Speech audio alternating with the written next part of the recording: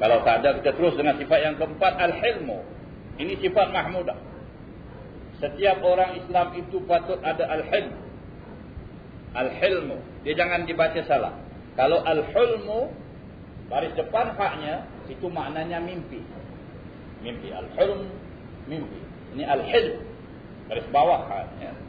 Apa arti al-hilm? Yaitu suatu sifat yang mulia yang diartikan sebagai penyantun. Al-hilm itu maknanya penyantun. Maksud penyantun ini, dalam hidupnya itu dia tidak melahirkan perasaan marahnya, ya, perasaan benci, dendamnya, tak ada pada dia. Hilm, hilm, penyantun. Dia ada dua, ya. Sopan santun satu, penyantun satu. Sopan santun itu kita tahulah.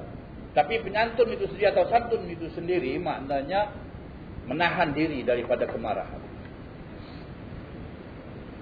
Dia ada dua. Ada orang ada dalam dirinya sifat marah, ya. Dan ada masa dia tidak marah, dia kawal. Itu satu kebaikan. Tetapi penyantun ni, dia kawal terus. Dalam apa situasi pun, dia tidak pernah melahirkan semacam kemarahan. Dia dapat kawal dirinya terus. Ini baik sekali sifat ini, hilm, ya. Malah ia lebih tinggi dari menahan marah yang timbul ketika marah. Tetapi sifat penyantun ini sentiasa ada pada diri orang yang penyantun itu. Terusnya, ya. Apa orang kata sekarang ni? Dia cool lah. Cool, very cool selalu. Kalau tak pernah, dia pandai dia apa. Susah ni nak cari ni sifat ni, ya. Nak jadi pemimpin mesti sifat penyantun. Dan satu daripada nama Allah Al-Halim, maknanya penyantun. Yakni Allah tidak lekas bertindak terhadap hamba. Kalau Allah Ta'ala bila hamba buat salah bertindak terus, musnah habis sama sekali hamba. Ya tidak? Subhanallah, ya. Kalau Allah Ta'ala paling marah kepada orang syirik, habis orang syirik ini semua sekali. Tapi tidak hidup juga mereka di dunia ini. Ya, ini hilmnya Allah Subhanahu wa Ta'ala Al-Halim, ya.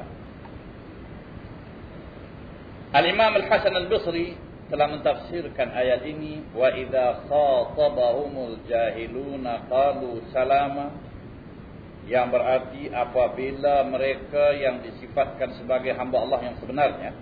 Ini dalam surah Al-Furqan ada ayat yang menerangkan sifat-sifat orang yang menjadi hamba Allah yang sebenar. Wa ibadur rahman. Cuba lihat surah Al-Furqan nanti ayat 63 ni dah kemudian, sebelumnya ada. Wa ibadur rahman, dan hamba-hamba Allah yang bersifat Ar-Rahman. Ibadur Rahman, yang betul-betul menghambakan diri kepada Allah yang bersifat Rahman. Alladzina yamshuna 'alal ardi hauna, yaitu yang berjalan di muka bumi ini dengan cara tidak takbur, tidak menyombongkan diri, tidak membesarkan diri. Sambungannya ini, wa idza khatabahumul jahiluna qalu salam. Ini sifat ibadur Rahman. Dan ada lagi, insya-Allah kalau saya tidak lupa lah, saya akan buat catatan di sini. Saya akan tuliskan atau turunkan beberapa ayat yang menunjukkan sifat hamba-hamba Allah yang benar-benar saleh, ya. Dari surah Al-Furqan. Tabarakalladzi nazzala al-Furqana 'ala 'abdihi liyakuna lil 'alamin nadhira, ya. Insyaallah. Dari surah Al-Furqan. Jadi mereka ini berjalan di muka bumi tidak bertakbur. Dan kalau ada orang yang jahil bercakap pada mereka, ini dia. Wa idza khatabahumul jahilun. Apa maksud orang yang jahil di sini? Orang yang sengaja nak menimbulkan kemarahan dia. Cakap bukan-bukan dengan dia. Atau menyindir dia. Atau apa? Ya. Abu salam. Mereka kata sejahtera saja. Nak tak layan mereka ini. Tidak marah, ya. Ini banyak sekarang ni, ya. Kita sembahyang di masjid, ya. Nanti kita keluar dari masjid, ada orang yang tak sedang dengan kita. Assalamualaikum. Alim. Terus dia cakap, dia nak nimbulkan kemarahan kita. Kalau kita marah, kau tak pergi masjid, kau pulang majam, itu gaduh kita. Dengan dia. Tidak. Orang Al-Halim ni tidak. Dia pasal lah. Tak apa. Diam-diamlah awak, diamlah. Selamatlah awak, insyaAllah. Awak tak layan dia. Sebab dia nak nimbulkan kemarahan awak. Ini Al-Jahilun. Jadi bila orang nak nimbulkan kemarahan kita, kita tetap dengan cara kita. Ini Al-Halim. Dia sindir kita, dia ejek kita, dia ganggu kita. Fa'idha khatabahumul jahiluna qalu salam. Sejahtera atas kamu.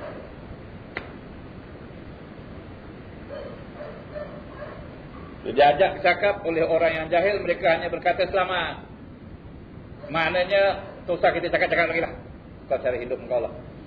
Sebab orang ini memang nak menimbulkan kemarahan, orang jahil ni. Ya. Ya kadang-kadang ya kita duduk dengan orang jahil. Dia bahas tentang agama. Dia bercakap macam-macam tak. Dia tahu dia tak tahu ni. Cuma dia cakap pakai akal saja lah. Ada orang kata, kenapa tak jawab? Jawab pula kasih tahu dia. Sudahlah, nak jawab dengan dia, nak gaduh dengan dia. Dia bukan nak pakai cakap kau. Biarkan dia lah. Dia pun dia cakap bukan jadi fatwa. Biarlah dia. Dia rasa dia pandai. Padahal dia paling bodoh orang. Paling jahil.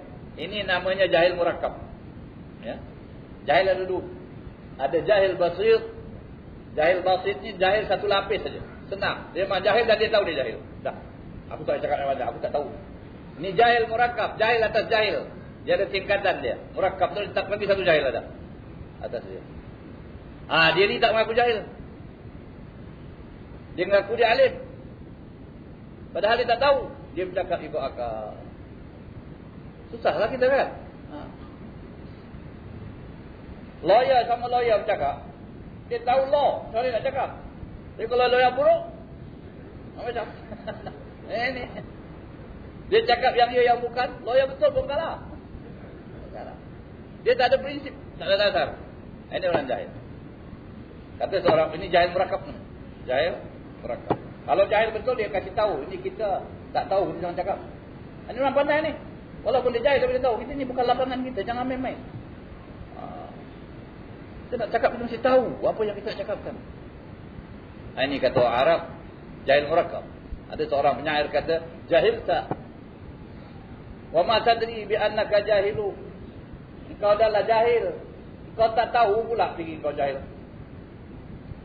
Famalli bi an tadri bi annaka la tadri. Macam mana saya nak cari orang nak kasih tahu awak yang awak tak tahu? Susah nak dapat. Awak tak mau apa? Ini lagi satu pendengar kepala kita. Kita nak kasih tahu dia, kau tak tahu. Dia bilang aku tahu. Dia bilang aku tak tahu. Sudahlah, susahlah kita. Tak ada siapa boleh cakap dia tak tahu. Jangan kita jadi jahil murakab. Ini orang jahil murakab. Ini kalau dengan kita malu salam. Sudah. Diam. Kau bebas aku. Aku tak boleh menang dengan kau. Sebab itu Imam Syafi'i radhiyallahu anhu berkata, saya berbahas dengan 1000 orang alim. Kalah mereka. Saya bawa hujah-hujah. Tapi ada satu orang jahil bahas dengan saya, kalah saya. Satu orang jahil berbahas dengan orang alim ni tadi Imam Syafi'i kata, satu orang jahil bahas dengan saya kalah. Saya tak tahu macam nak cakap dengan dia lagi. 1000 orang alim saya cakap kalah mereka. Pasal ini ada prinsip, ada dasar, ada law, ada undang-undang supaya mengatakan ini betul. Yang ini dia kita kata dia langgar tembok lah. Ya. Langgar tembok pun dia, berani telan bara pun dia. Semua dia. Ini orang yang Allah Ta'ala kata wa idza khatabahumul jahiluna qalu salama. Ini orang ibadur rahman. Jadi penyantun. Sebab kalau kita tak santun, kita maki dia. Ya tak? Kita rembat dia, kita pelasah. Ya tak? Apa ni? Kau dah macam ini. Dah tak tahu. Nak mengaku tak, dah bergaduh lah kita dengan dia. Ya. Jadi itulah orang yang santun tadi tidak mau melayan mereka. Ya.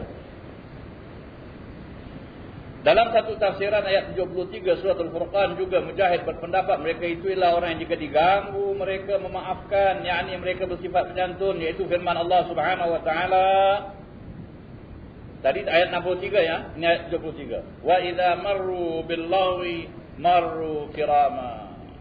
Dan apabila mereka melalui cakap kosong, yakni orang-orang berbual pada perkara yang tidak berfaedah, mereka tinggalkan dan terus berlalu secara mulia.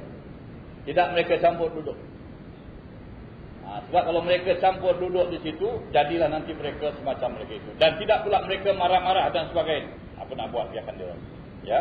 Dan ini jangan disalahfahamkan. Bukan kita tidak berdakwah. Dan bukan kita tidak menegur. Tapi peneguran kita itu, kalau tidak mendapatkan hasil yang betul, mesti kena pada tempatnya. Kena pada tempat. Dan kena dengan cara. Jangan sampai peneguran kita itu menjadikan orang yang ditegur ini merasakan mereka lebih pandai dan kita tidak berjaya dalam teguran kita. Ya tidak? Jadi kita kena tengok strategi macam nak tegur orang. Oleh sebab itu tidak ada setengah orang, ya. Dia pantang tengok orang buat salah. Salah kira ini apa ni? Haram, tak boleh. Orang pun tak suka dia sebenarnya apa dia ni. Padahal dia bercakap betul-betul. Tapi dia punya strategi, dia punya cara tak apa.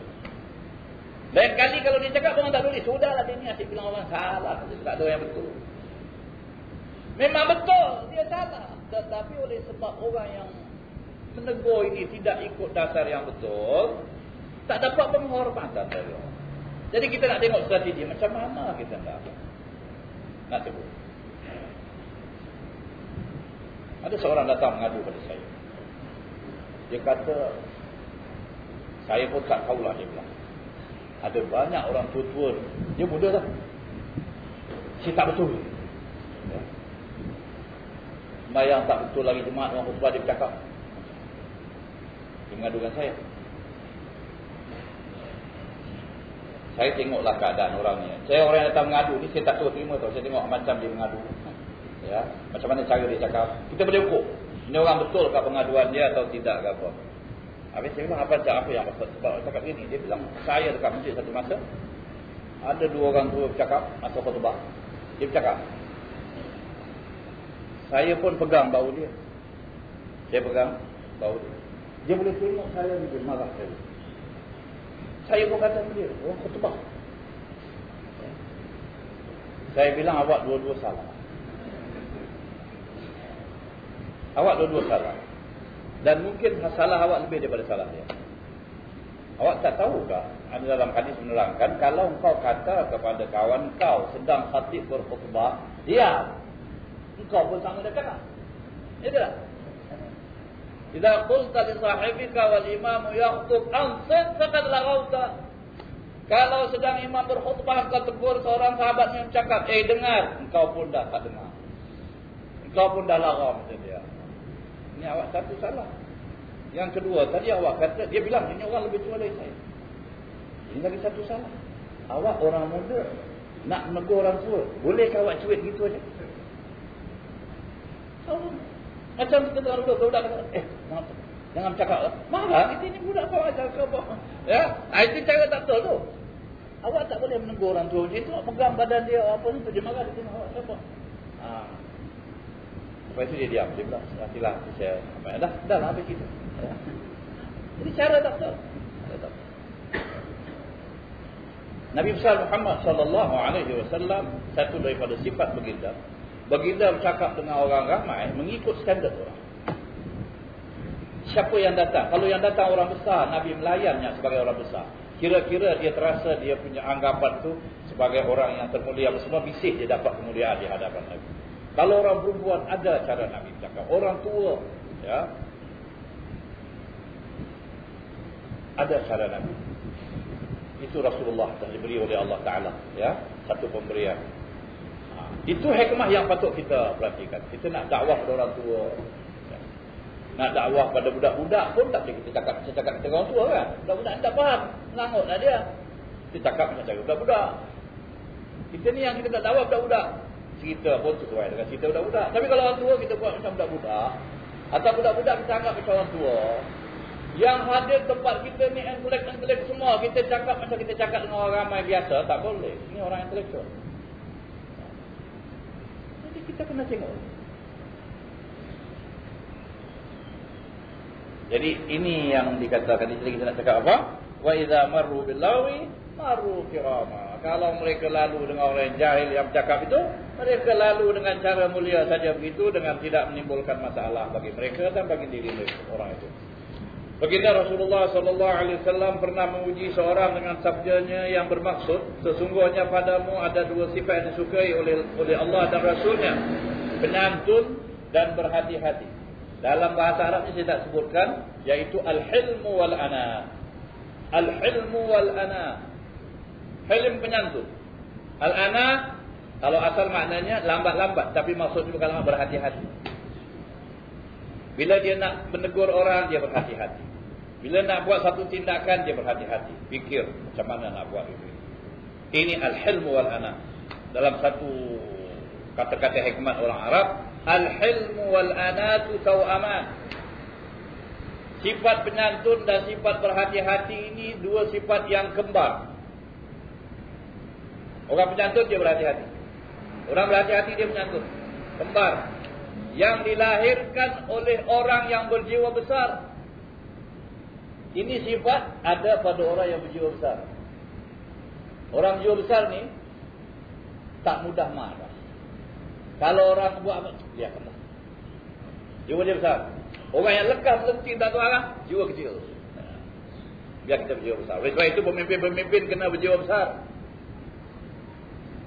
Dosa apa? Awak nak jadi pengurusi satu jawatan kuasa pun awak kena berjiwa besar. Pasal yang duduk tu macam-macam orang biar kena nanti tengok macam mana. Kalau awak tak berjiwa besar, awak susah. Bergaduhlah awak dengan mereka. Tapi berjiwa besar, kita layan dengan baik. Tenang. Ini hasil daripada, inilah yang menghasilkan dua sifat penyantun dan berhati-hati. Ya. Ini sangat baik bagi saudara-saudara yang jadi pengurusi, jawatan kuasa, bagi saudara yang ada orang-orang bawahan yang perlu dipimpin, bagi saudara yang ingin melentur orang-orang yang dirasakan perlu diluntur, tetapi cara kita macam mana? Al-hilmu wal ana, ini dua. Berhati-hati dan sopan santun. Sayyidina Umar bin Khattab pernah berkata, pelajarilah ilmu segala macamnya. Maknanya segala macam. Pelajarilah ilmu. Yang ini apa ilmu pun. Tetapi pelajari pula untuk menyempurnakan ilmu itu sifat keterangan dan penyantun. Kalau tidak, ilmu awak tak akan berjaya.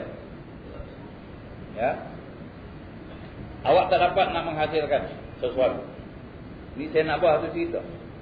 Ya. Ada dua orang adik-adik. Dia belajar ilmu. Belajar. Dia ni lepas belajar ni nak dakwah. Macamlah orang yang sudah belajar kemudian nak jadi guru. Ya. Awak kalau dah lulus universiti pun dah dapat degree, kalau nak jadi guru mesti masuk maktab perguruan. Mesti. Latihan profesional. Institute of Education sekarang, IE, dulu panggil TTC, Teacher Training College, maktab perguruan. Ya, mesti. Kalau tak masuk situ tak boleh jadi guru. Saya dah ada degree, mesti masuk juga. Belajar macam mana nak pimpin murid, psikologi murid, method of teaching, principle of teaching, macam principle of teaching ada. Mesti belajar. Kalau tidak susah awak nak mengajar. Tak tahu macam mana nak tackle. Jadi ni dua orang adik-adik belajar ilmu. Tujuan mereka nak berdakwah. Dah habis belajar.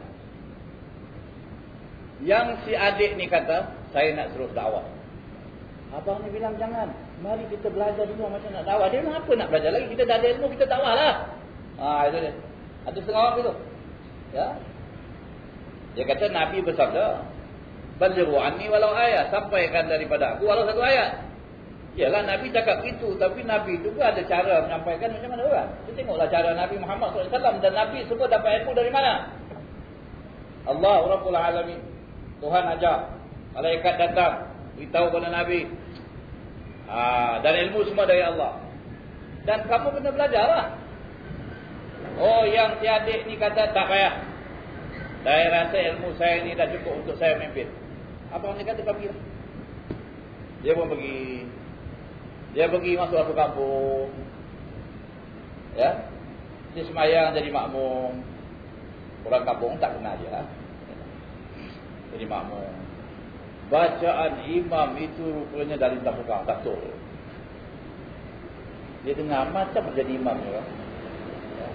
Datang perasaan dia tu. Ini datang ni orang yang tak menyantun dia tadi. Berani jadi imam. Ya. Bacaan belum betul. Apa ini orang? Marah dia marah. Memang orang alim tak marah. Ilmu tu panas. Ilmu panas. Kalau tak betul-betul, sebab jangan marah awak kalau orang alim tu marah-marah. Itu ada sikit dia punya ilmu tu. Tapi dia mesti ada sifat menyantun. Itu sebab sifat ni sangat-sangat dipertekankan. Dia marah. Dia marah. Lepas sembahyang, dia pun bangun cakap, tuan-tuan, tak izin saya tak cakap. Tuan-tuan habis sembahyang ni tak sah. Tu dia cakap. Dan imam tuan-tuan dibaca tak betul. Macam mana boleh jadi imam ni? Dah berapa lama tuan-tuan begini, begitu semua sekali dah cakap macam ni, orang kampung mana boleh terima? Ya tak? Pak imam pun sudah marah, orang ramai pun sudah marah, orang pukul dia.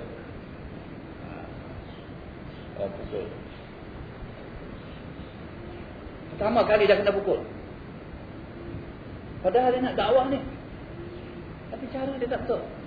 Ya? Dia balik mengadu pada abang. Abang dia bilang, aku dah bilang kau tak tahu. Kau belum tahu cara macam mana. Kau belajar dulu. Kau tengok nanti aku pergi macam.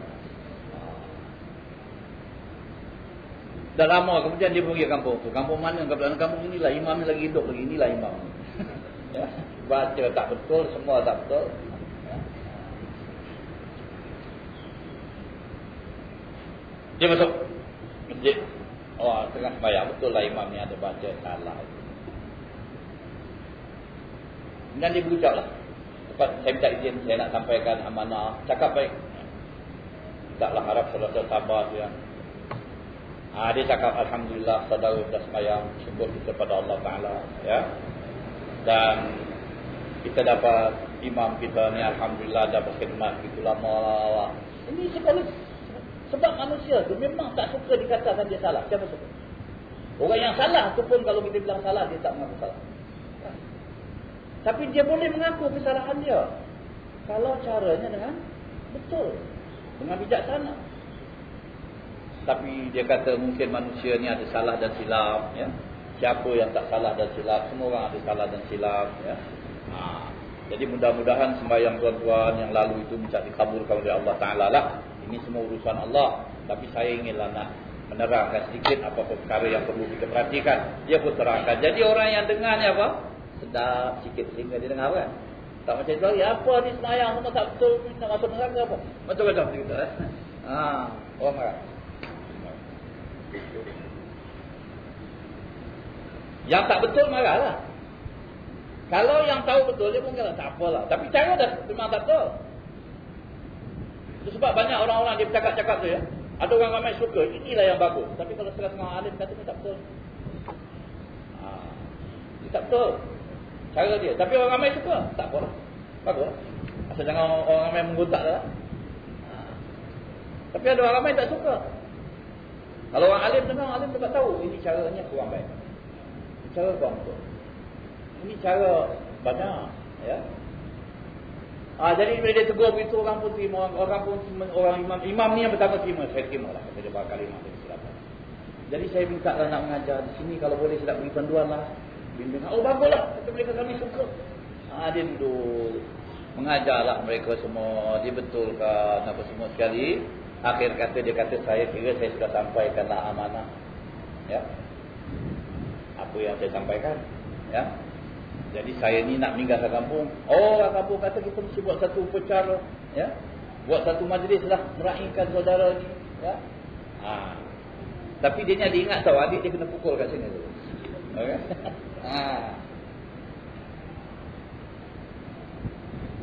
Dia nak bertindak. Ini pun salah juga ni. Tapi dia mesti nak balas. Jadi katanya lepas habis dia orang makan semua sekali bersalam-salaman. Dia kata tuan-tuan saya sangat terutang budi dengan imam kita di kampung. Imam yang begitu cemerlang wajahnya, ya, yang begitu baik, janggutnya yang begitu indah. Saya ingin nak ambil selai saja dari janggutnya untuk berkat bagi saya. Selai saja. Jadi imam dah serba salah tahu. Ini nak tarik rambut. Sebelah saya tak minta. Akhirnya dia kata tak apalah, ini nak berkat ni.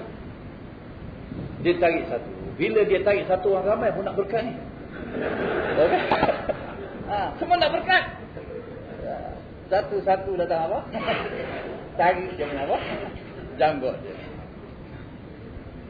Baru imam ni sadar ini dia ni. Ya. Tapi dalam apa? Dalam baik kan? Itu cara. Dia terima lah, tak pasal terima, tapi sakit. Pasal dia dah pukul dia punya apa? Adik dia. Itu cara. Memanglah kita tak boleh buat cara-cara ni kan. Tapi contoh bagaimana kita dapat mencapai pada tujuan kita dengan cara yang baik. Cara yang cantik. Cara yang indah. Ya tidak? Bukan dengan cara yang tak untuk harapkan. Inilah prinsip pendidikan. Saudara-saudara sekalian, cara-cara yang macam ini dipakai oleh orang barat dalam banyak keadaan. Orang kita banyak kurang dalam cara. Barat ni, orang British nak dapat masuk mana-mana tempat. Dijalankan di ayah dia. Dijalankan missionary. Dia jalankan apa? Dengan cara yang macam. Kita ni tak berjaya. Pasal apa? Kadang-kadang kita ni punya cara susah nak diterima orang. Itu masalah. Jadi ada dikatakan, kalau kita benar tapi tanpa peraturan, kita kalah. Orang yang tak benar tu dengan peraturan menang. Pasal menyebabkan dia menang apa? Peraturan dia, cara dia. Orang kata ini bagus, padahal tak bagus tu. Yang ini apa? Ini bagus, tapi cara dia yang menyebabkan dia apa? Tak bagus. Inilah. Jadi sifat kita terlanjur kita bercakap sifat dangkun ni ya.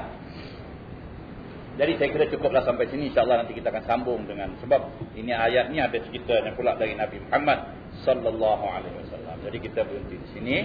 Bismillahirrahmanirrahim. Rabbana anfa'na bima 'allamtana wa 'allimna alladhi yanfa'una. Rabbi faqihna faqih ahlana wa tarabatin lana fi dinina ma'al khutri anta wa dhakar. Rabbi waffiqna waffiqhum lima tartadi qawlan wa fi'lan karama warzuqna kulla halalan daima wa akhilla ya ulama.